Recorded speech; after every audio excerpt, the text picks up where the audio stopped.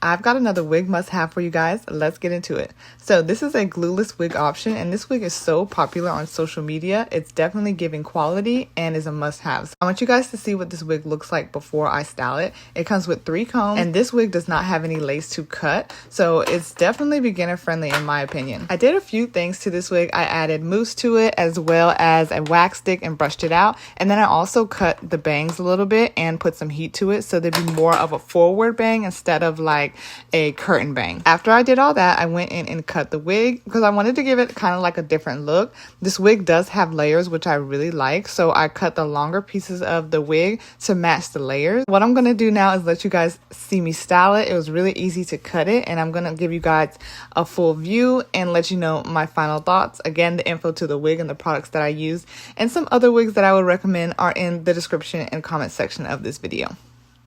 This is the final look of the wig. This is a wig update, and I just went in and restyled it with you guys. I am so happy with the results. So this wig did not come like this. I did go in and style it. I styled the bangs a different way than they originally came, and I also did go in, add some products, and cut this wig. So I think I took like maybe 3 to 4 inches off of this wig. I just cut at an angle on both sides, and it kind of blends with the layers in the actual wig, which makes it look even better. Even though this is an update on the wig, I feel like this wig is definitely a good buy.